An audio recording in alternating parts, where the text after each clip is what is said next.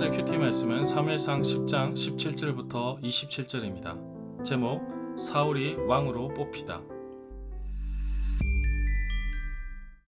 먼저 앞뒤 문맥을 살펴보겠습니다. 잃어버린 아버지 암나기를 찾아 떠난 길이었지만 사울은 사무엘을 만나게 되고 이스라엘 백성들을 이끌 지도자로 세움을 받게 됩니다. 사울은 사무엘로부터 이미 왕으로 기름 부음을 받았습니다. 또한 사무엘로부터 확실한 증거 3가지를 받았습니다. 과거 사무엘이 이스라엘 백성들을 미스바에 불러 모아서 회개하며 기도하였는데 이 미스바에서 사울을 왕으로 세웁니다. 그런데 사울은 자신의 의무를 다하지 않고 오히려 겁쟁이처럼 숨어버립니다. 하나님은 제비를 뽑아서 사울을 찾아내어 왕으로 다시금 세웁니다.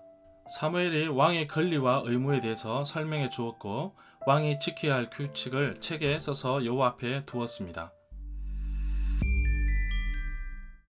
문단을 나눠보겠습니다. 17절부터 21절은 숨어있던 사울을 찾아냄, 22절부터 27절은 숨어있던 사울이 나타나다. 17절에 보면 사무엘이 이스라엘 백성들을 미스바로 불렀습니다. 여호와 앞에 모아 여호와를 만나라고 했습니다. 사울은 사무엘과 약속한 대로 7일 동안 아무에게도 기름 부음 받은 사실을 말하지 않았습니다.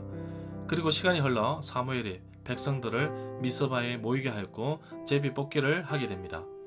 18절부터 19절에 보면 사무엘은 여호와께서 이스라엘 백성들을 애굽에서 구해 주었다고 말씀하고 있습니다. 그러나 이스라엘 백성들은 하나님을 배반하였다고 말씀하십니다. 그럼에도 불구하고 이스라엘이 요구하는 왕을 허락하십니다.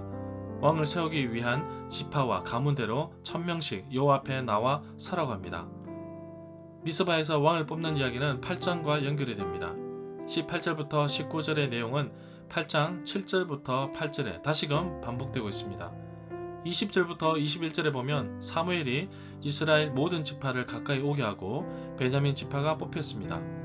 가문별로 지나가게 하였는데 마드리 집안이 뽑혔고 이 집안의 사람들 가운데 기스의 아들 사울이 뽑혔습니다. 그런데 사울을 찾았지만 사울은 보이지 않았습니다. 제비 뽑기 진행은 사무엘이 하였지만 결정을 내리시는 분은 여호와 하나님이십니다. 22절부터 23절에 보면 사람들이 사울이 어디에 왔는지 여호와께 묻습니다. 여호와께서는 사울이 짐 꾸러미 사이에 숨어 있다고 말씀하십니다. 그래서 사람들이 달려가서 짐 보따리 사이에 숨은 사울을 찾아내었습니다. 그리고 데리고 왔습니다. 사울이 사람들 가운데 서니 사울의 키가 다른 사람들 어깨 위만큼 컸습니다. 다른 사람들보다 머리 하나 정도 더 컸다는 표현입니다. 다른 사람들보다 키가 큰 사울이 짐 보따리에 숨어 있다는 것이 우선 일입니다. 숨으려고 했지만 키가 커서 쉽게 찾을 수 있었다는 것입니다.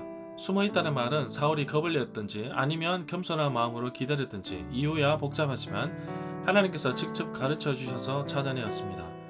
24절부터 26절에 보면 사무엘이 백성들에게 모든 백성들 가운데 이만한 사람은 없다고 말합니다. 그러자 모든 백성들은 왕 만세라고 외쳤습니다. 사무엘이 나라와 제도, 왕의 권리와 의무를 백성들에게 설명해 주었습니다. 왕의 규칙을 책에 기록하여서 여호와 앞에 두었습니다.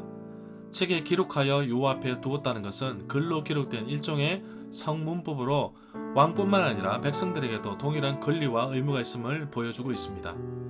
27절에 보면 그러나 몇 명의 불량배들은 이 사람이 어떻게 우리를 구원하겠느냐 하고 멸시하고 비아냥거렸습니다. 이들은 예물도 바치지 않았습니다. 그러나 사울은 잠잠고 있었습니다. 왕으로 선출되었고 사울이 당장 해야 할 일은 블레셋 사람들로부터 이스라엘을 구원하는 것입니다. 26절에서 하나님께 감동을 받은 유력한 자들을 용감한 자들이 함께한 것을 볼 수 있습니다. 이 모든 과정을 하나님께서 주관하고 계심을 볼 수 있습니다. 절마다 상세한 설명과 구절에서 핵심 내용과 중심 줄거리는 네이버 블로그에 올려져 있습니다. 내게 주시는 교훈입니다. 제비 뽑기를 통해 사울을 뽑았지만 사울은 짐 사이에 숨어 있었습니다. 하나님이 정하신 일에는 숨어도 숨겨도 다 드러나기 마련입니다. 왕을 세우는 절차가 제비 뽑기여서 사람의 손을 사용하였지만 결정하시고 이끄시는 분은 하나님이십니다. 암나기 참는 여정을 통해 사무엘을 만나게 하셨고 사무엘에게 사울을 보고 왕으로 세울 것을 미리 말씀하셨습니다. 이 모든 과정이 하나님의 이끄심 속에 있는 것을 보게 됩니다. 하나님께서 내게 주신 마음이 있다면 숨기지 말고 적극적으로 나서서 일하십시오.